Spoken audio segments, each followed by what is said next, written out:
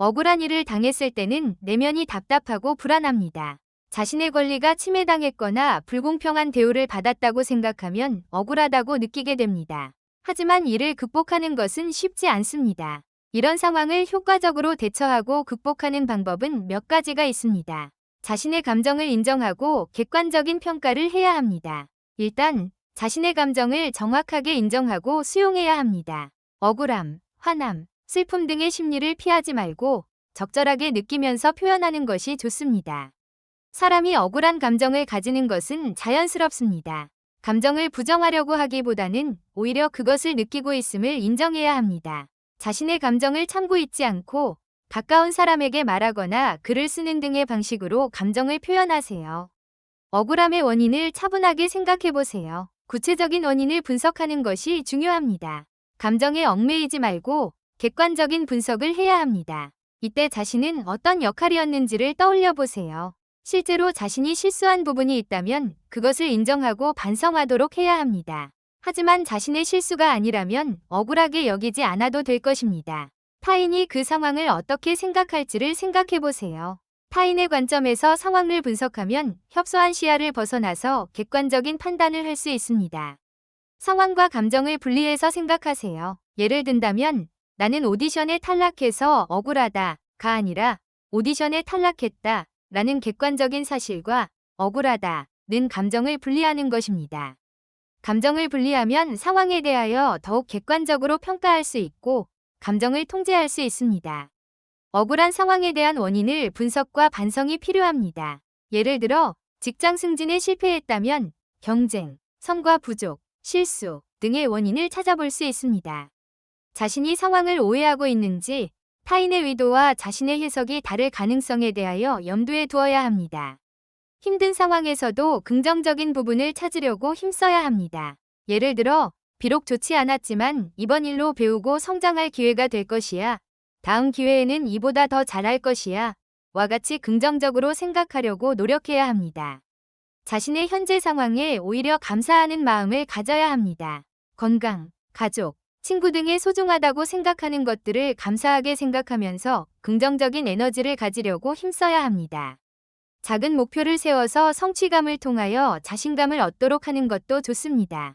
예를 들면 평소에 하기 힘들어하던 김치찌개 요리를 시도해서 맛있게 만들고 나면 성취감을 느끼면서 현실을 보다 긍정적으로 바라볼 수 있습니다.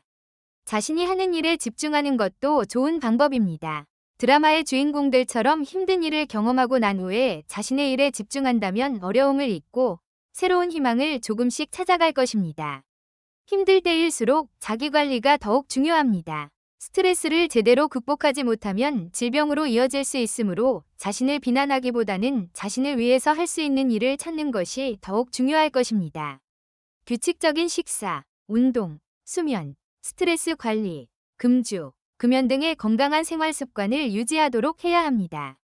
평소에 좋아하던 자신만의 스트레스 관리 방법을 찾아야 합니다. 음악 감상, 드라마 보기, 걷기, 자전거 타기, 맛집 탐방 등의 자신에게 적절한 방법을 찾아서 실천한다면 생활의 활력소를 서서히 찾을 수 있을 것입니다. 새로운 것을 학습하거나 취미 활동 등을 통한 자기 개발로서 생활의 활력소를 이끌어내야 합니다. 직접적인 방법으로 해결이 어렵다면 이렇게 간접적으로 자신을 개발하다 보면 서서히 힘든 현실을 객관적으로 보게 되고 이를 극복할 자신감을 가지게 될 것입니다. 감정이 힘들 때는 주변 사람들에게 도움을 요청하는 것도 좋습니다. 가족, 친구, 동료, 전문가 등에게 자신의 억울함을 털어놓고 감정을 해소하는 것도 좋은 방법입니다. 그들과 이야기를 하고 위로와 격려를 받는 것으로도 어려움을 극복할 에너지를 얻는데 큰 힘이 될 것입니다. 그들에게 도움을 요청할 때는 자신의 감정을 꾸미지 않고 솔직하게 이야기하는 것이 중요합니다. 단지 힘들다 라고 말하기보다는 내 말을 좀 들어줘. 내 말을 듣고 조언을 부탁한다. 법률적인 도움을 요청하고 싶다 등으로 구체적인 요청을 하는 것이 좋습니다. 그들에게 마음을 열어서 도움을 받을 준비를 해야 합니다. 그들의 도움에 대하여 비난이나 공격적으로 대하기보다는 겸손하고 고마운 마음으로 도움을 받도록 해야 합니다. 가까운 사람에게 도움을 받을 때 주위 사람들의 도움은 큰 도움이 되겠지만 맹목적으로 의존하는 것은 피해야 합니다.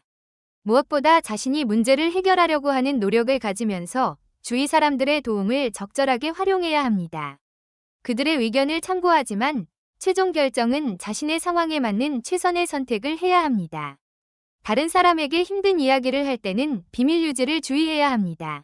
특히 법적인 문제인 경우에는 아주 신중하게 대처해야 할 것입니다. 억울함에 대한 새로운 목표를 설정해야 합니다. 힘든 상황에 오래 머물러 있지 않아야 하고 새로운 목표를 가지고 도전하는 것이 좋습니다. 힘든 경험을 통해서 자신의 부족했던 부분을 분석하고 이를 해결하기 위한 목표를 설정할 수 있습니다. 예를 들어 실력이 부족했다면 실력을 키우도록 하고 인간관계가 문제라면 관계를 회복하도록 목표를 설정할 수 있습니다.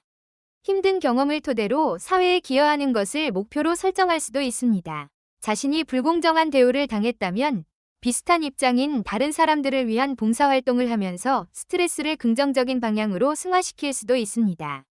이러한 목표를 설정할 때는 구체성, 측정 가능성, 달성 가능성, 관련성, 목표 달성 기한 등을 고려하는 것이 좋습니다. 이를 제대로 달성하기 위해서 계획 수립, 꾸준한 실천, 중간 점검, 결과 평가 등이 적절하게 이루어져야 하겠습니다. 힘든 일을 당했을 때 자신의 가치는 결과로만 평가될 수 없다는 것을 기억해야 합니다. 자신은 언제나 계속적으로 성장하고 발전하고 있는 존재이며 억울한 일은 자신을 더욱 강하게 만들어주는 인생에서의 소중한 경험이 될 수 있습니다.